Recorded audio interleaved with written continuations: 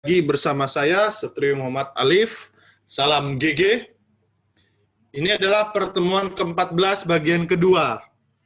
Terkait kasus-kasus di geodesi geometrik itu seperti apa dan bagaimana cara menyelesaikannya. Ingat, ini hanya contoh-contoh kasus. Kasus-kasus lain masih banyak ya. Tidak akan sempat untuk dalam 15 minggu membahas semua kasus yang ada. Oke, nah di sini kasus ketiga setelah sebelumnya sudah kasus TLS dan stake out ya. Sekarang kita ke kasus ketiga yaitu kasus posisi di elipsoid. Tujuannya mendapatkan koordinat geodetik dari target dan dari pengukuran sudut dan jarak di permukaan bumi. Jadi di sini adalah koordinat geodetik dari target ketika target tersebut tepat di permukaan elipsoid. Ya. Sedangkan ketika kita pengukuran itu di permukaan bumi, bukan di elipsoid. Itu yang perlu diingat ya. Jadi kita untuk dapat koordinat geodetik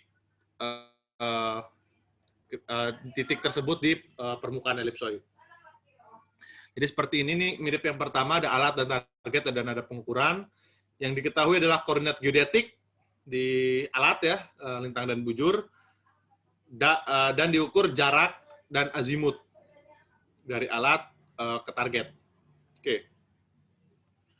Jadi idenya seperti ini. Dan di sini ada persamaan yang baru dibahas sekarang ya, yaitu di sini ada namanya formula Boring. Jadi idenya adalah ketika kita mengukur data di ukuran di permukaan bumi, ketika kita ingin melakukan operasi di elipsoid, istilah untuk perhitungan di elipsoid, jangan lupa untuk melakukan proses yang namanya reduksi ukuran, supaya data ukuran tersebut sudah di elipsoid. Sudah ada koreksi skew normal, ya, irisan normal geodesik, defleksi vertikal, dan sebagainya. Dan dari data ukuran di elipsoid tersebut, digabungkan dengan koordinat geodetik alat, nanti akan didapatkan koordinat geodetik dari target. Oke, kita bahas sedikit mengenai formula Boring. Ini salah satu formula ya, untuk melakukan kasus posisi di elipsoid ini. Di sini ada kelemahan, sudah terlihat di sini ada kelemahan dari formula Boring, yaitu jarak maksimum 150 km. Jadi lebih dari itu tidak bisa digunakan. Ya. Kelebihannya non-iteratif. Ingat ketika kalian melakukan iterasi itu kan betapa menjengkelkannya, harus berapa kali kita harus iterasi ya. Dan ketika program di komputer berjalan juga akan lebih lama jika ada iterasi. Jadi kelebihan formula Boring ini adalah tidak ada iterasi. Dan jarak maksimum hanya bisa 150 km atau kurang ya jaraknya. Dan di sini ada solusi di sini yang sudah diberi warna kuning, bagaimana mencari koordinat geodetik dari target. Di sini contohnya titik kedua, lintang dan bujur titik 2 memerlukan lintang dan bujur titik pertama, lalu membutuhkan nilai, di sini ada nilai sigma ya, sigma, dan ada nilai alfa, dan nilai A besar, B besar, C besar, D besar. C-nya nggak ada ya? Ya, C-nya nggak ada di sini. Lalu mencari A besar seperti ini. Ini adalah eksentrisitas kedua, sudah dibahas di pertemuan kedua. Ini eksentrisitas kedua juga ya, ada A dan B, lalu D juga di sini memerlukan sigma dan alfa, dan di sigma ini memerlukan S. Nah, yang pengukuran yang disebut dengan nilai pengukuran di sini adalah alfa, azimut, dan nilai S ya. Bisa diulang lagi di sini, yang diukur adalah jarak S dan azimut alfa. Dan azimut ini melalui proses perhitungan ya, karena yang diukur itu sudut horizontal biasanya ya, sudut horizontal. Jadi azimutnya memang hasil perhitungan. Jadi yang dimasukkan ke sini yang data ukuran adalah sudut horizontal dan azimut dan jarak, tidak ada sudut vertikal dan tidak ada sudut horizontal. Adanya azimut. Azimutnya dihitung dulu agar bisa dilakukan dengan formula Boring. Oke, singkat sekali di sana. Nah, coba jelaskan tahapan mendapatkan posisi geodetik dengan formula Boring. Ingat ya, formula Boring ini cuma salah satu metode untuk kasus posisi di elipsoid. Banyak formula lain bisa dibaca di referensi. Untuk pertanyaan ini silakan isi di tautan yang tersedia atau di kolom komentar di bawah. Dan kita ke kasus terakhir untuk pertemuan ke-14, yaitu kasus kerangka di bumi lengkung. Ya, kalau kita bicara kerangka, kita di sini ada contoh sederhana adalah kasus poligon. Ya, mungkin simbol ini sudah terbiasa di kuliah lain atau agak berbeda. Jadi yang simbolnya persegi, segi 4, itu adalah titik yang sudah diketahui koordinatnya. Yang lingkaran adalah titik yang akan dicari koordinatnya atau belum tahu koordinatnya. Ya. Dan di sini tujuannya adalah mendapatkan koordinat geodetik dari yang belum diketahui, yaitu titik C dan D. Ya, prinsipnya mirip ya, nggak sama ya. Sama dengan pengecualian berarti mirip, tidak sama ya. Sama dengan pengecualian.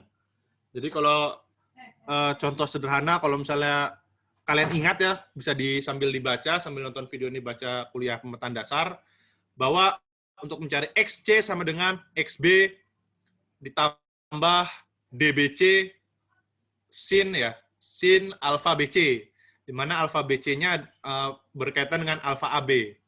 Ya, seperti itu ya. Lalu XD sama dengan XC, begitu ya, ditambah jarak atau D, DCD, dikali sin, seperti itu ya. Idenya seperti itu. Oh, untuk namanya sendiri, kalau istilahnya kalian perlu tahu lah, tapi jangan terpaku dengan istilah ini. Untuk mencari koordinat ini sering disebut juga dengan direct problem atau SPG 1, soal pokok geodesi 1. Sedangkan kalau misalnya contoh ini ada A dan B, ini sudah diketahui koordinatnya, kita ingin mencari jaraknya, ingin mencari sudut miring dan sudut horizontal, itu namanya SPG 2 ya, atau indirect problem. Saya lupa sudah dibahas belum di video yang awal-awal. Mungkin di kuliah lain sudah dibahas, tapi itu hanya istilah, jangan terpaku dengan SPG 1 dan SPG 2. Namanya itu jangan menjadi membuat kalian pusing. Oke. Kesamaan dengan penentuan koordinat kerangka dengan bumi datar ya, yang sudah pernah kalian bahas. Untuk mendapat koordinat titik C harus diukur jarak B ke C, itu sama ya. Kalau misalnya nggak diukur jarak ya kita tidak akan bisa dapat nilai koordinat C ya, sama itu ya. Dan azimut B ke C itu dipakai, sama itu ya. Untuk yang D memerlukan pengukuran jarak dari C ke D dan azimut dari C ke D, sama ini sama. Nah, yang membedakan di sini ada 3. Ada 3 yang membedakan di sini. Yang beda dengan bumi datar ya, dengan yang di pemetaan dasar menganggap bumi itu datar. Azimut A ke B, ya, azimut A ke B. Ini kayaknya bisa saya sambil coret. Nah ya, azimut A ke B tidak sama dengan azimut B ke A ditambah 180. Ini kan konsep yang kalian pelajari di pemetaan dasar pasti ya. Azimut, kalau misalnya diketahui azimut AB, azimut BA, AB ditambah 180 derajat. Itu hanya bisa terjadi di bumi datar. Kenapa? Karena di bumi datar, arah utara itu paralel. Ini kan ada arah utara ya, kalau kita bicara azimut. Ini arah utara. Arah utara itu paralel atau sejajar. Tahu sendiri sifat garis paralel adalah tidak akan bertemu. Sedangkan di bumi sesungguhnya arah utara itu pasti bertemu di kutub utara. Jadi ini tidak sama. Jadi ketika kita ingin mencari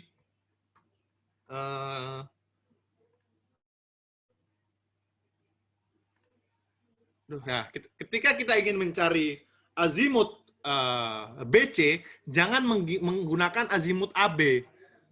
Ya, karena tidak ada hubungan, menghitung azimut BC tidak ada hubungannya dari azimut AB. Tapi hitunglah azimut BC dari azimut BA. Itu yang perlu diingat di sini.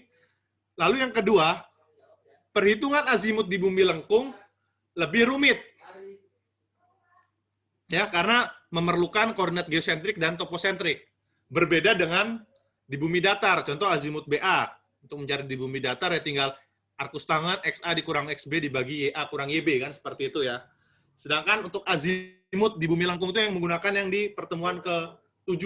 Di bumi lengkung ada persamaan azimut ya, menggunakan koordinat geosentrik dan toposentrik.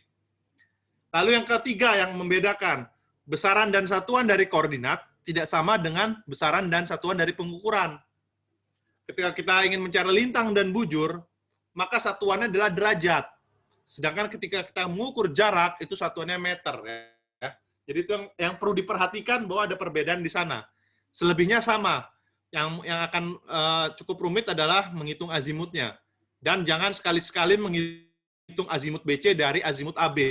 Karena tidak ada hubungan azimut BC dengan azimut AB itu tidak ada hubungannya sama sekali. Adanya azimut BC itu ada hubungan dengan azimut BA. Ya, itu yang perlu diingat. Lalu bagaimana tahapannya? Nah, cukup panjang ya, cukup kompleks. Ini khusus untuk yang titik C, untuk titik D kurang lebih serupa. Ketika kita ingin mencari koordinat titik C, berarti menggunakan A dan B. Menghitung koordinat titik D menggunakan B dan C. Ya, jadi kurang lebih konsepnya sama. Jadi yang dijelaskan hanya untuk mencari C. Kita seperti yang di TLS, kita dari ujung dulu ya. Bagaimana cara dapat geodetik titik C? Kita perlu dapat geosentrik titik C. Dan geosentrik titik C bisa didapat dari geodetik titik B yang dijadikan matriks rotasi, kalau kalian ingat, dan koordinat toposentrik titik C. Ya, coba ya nih, kita pelan-pelan, ya kalian juga bisa lebih pelankan lagi videonya nanti. Untuk dapat geosentrik titik C, perlu geodetik titik B yang dijadikan matriks rotasi di persamaan pertemuan ke-6 atau ke-7, dan koordinat toposentrik titik C dengan acuan pada titik B. Artinya, acuan pada titik B ketika alatnya berdiri di titik B, mengukur titik C. Apa saja yang diukur, yaitu data ukuran. Data ukurannya itu jarak, azimut, dan sudut miring. Ya, jarak, azimut, dan sudut miring. Dari titik B ke titik C. Alatnya di titik B, ya, karena acuan pada titik B. Nah, untuk data jarak sudut horizontal, jarak dan sudut miring itu langsung dari hasil pengukuran ya, dari titik B ke titik C bisa dapat nilai jarak dan dapat nilai sudut miring. Tentu harus direduksi karena ini kita bicara di elipsoid atau bumi lengkung, ada proses reduksi ukuran. Tapi untuk sudut horizontalnya selain direduksi ukuran, ingat sudut horizontal ini tidak digunakan untuk persamaan SPG 1 ya kalau diingat ya. Karena sin alfa tidak pernah sin sudut horizontal ya. Nah, alfa atau azimut dari B ke C itu didapat dari sudut horizontal yang sudah terkoreksi. Sudut horizontal itu mengukur sudut yang sini ya. Saya gambarkan lagi saja. Nah, sudut horizontal itu yang seperti ini ya, atau yang sebelah sini namanya sudut horizontal. Sudut horizontal yang telah terkoreksi dan azimut BA.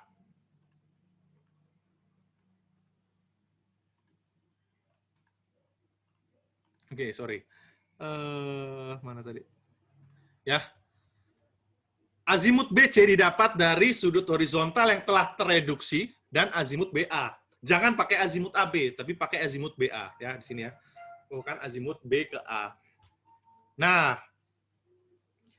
lalu azimut B ke A ini dapat dari mana? Dengan koordinat toposentrik juga, dengan titik acuan, koordinat toposentrik titik A dengan acuan pada titik B. Sebenarnya untuk azimut B ke A ini bisa dicari menggunakan persamaan mencari azimut seperti pada pertemuan ke-6 atau ke-7. Di sana ada. Dengan titik acuannya titik B tapi. Karena azimut ke B ke A berarti acuannya titik B. B ke C acuannya titik B. Kalau A ke B acuannya baru titik A. Ya, ingat itu. Kalau yang disebut duluan tuh pasti jadi titik acuan. Azimut X ke Y berarti titik acuannya titik X. Ya. Nah, bagaimana dapat koordinat toposentrik titik A? Nah, itu kan ini sebenarnya kalau pakai persamaan ke-6 ke-7 langsung dapat ya. Tapi itu kan sebenarnya penurunan rumus dari ketiga hal di sini. Untuk mencari koordinat toposentrik titik A, kita memerlukan koordinat geodetik titik B yang dijadikan matriks rotasi. Ya, titik acuan itu pasti jadi matriks rotasi, jadi membentukkan koordinat geodetik titik B, geosentrik titik B dan geosentrik titik A. Ingat ya, B ke A ini tidak ada pengukuran apapun, tidak ada pengukuran jarak ya. Yang ada pengukuran adalah B ke C, C ke D. Sudut miring juga B ke C, C ke D. Jadi untuk mendapatkan koordinat, untuk mendapatkan nilai data ukuran, jarak, sudut miring, sudut horizontal, itu hasil perhitungan, bukan hasil pengukuran. Jadi untuk mendapatkan itu kita memerlukan geosentrik kedua titik dan geodetik titik acuan. Itu SPG 2 atau indirect problem. Saya ulang, untuk dapatkan nilai azimut ya, kita memerlukan geosentrik kedua titik dan geodetik titik acuan. Tapi perlu diingat, geosentrik titik A, kalau tidak diketahui tidak akan bisa. Jadi biasanya umumnya yang diketahui adalah geodetik titik A dan geodetik titik B yang diberi warna kuning di sini. Nah, oke. Sekarang kita kembalikan lagi. Yang diketahui di sini adalah geodetik titik A dan B dan ukuran B ke C. Yang dicari adalah koordinat titik C di sini contohnya ya. Langkahnya sebagai berikut ya. Kalau nanti ada pertanyaan, mari kita diskusikan lagi atau bisa di-setel kembali videonya. Semua persamaan untuk kasus ini sudah diberikan semua, tapi konsepnya adalah kita harus menghitung toposentrik ya, berbeda dengan di bumi datar langsung koordinat jarak langsung ditambah kurang kali sin cos segala macam. Itu kalau di bumi lengkung itunya ada tapi menggunakan toposentrik ya. Nah, ini yang sering dilakukan juga yang seperti kasus TLS bisa langsung diklaim itu koordinat proyeksi, tapi secara konsep kurang tepat ya. Jadi misalnya kita menggunakan ini koordinat proyeksi diketahui, dengan konsep bumi datar, langsung kita klaim ini adalah koordinat proyeksi, itu kurang tepat ya.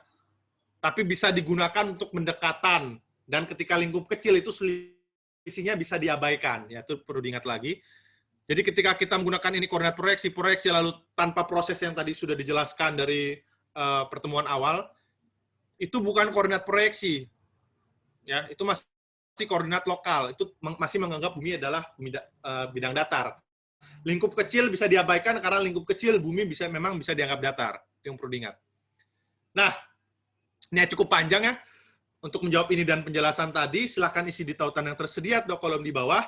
Jelaskan perbedaan mendapatkan koordinat di bumi lengkung dan bumi datar. Ya, itu jadi kasus terakhir dari pertemuan geodesi geometrik. Minggu depan atau pertemuan ke depan, nanti videonya juga akan bisa kalian tonton, itu lebih ke bagaimana kaitan geodesi geometrik ini dengan mata kuliah lain. Jadi karena geodesi geometrik ini mata kuliah dasar, ini pasti terkait dengan semua mata kuliah. Nah, itu seperti apa? Kita saksikan minggu depan di pertemuan terakhir, hanya satu video untuk pertemuan terakhir, jadi tidak ada bagian 1 dan bagian kedua. Oke, kita bertemu di minggu depan.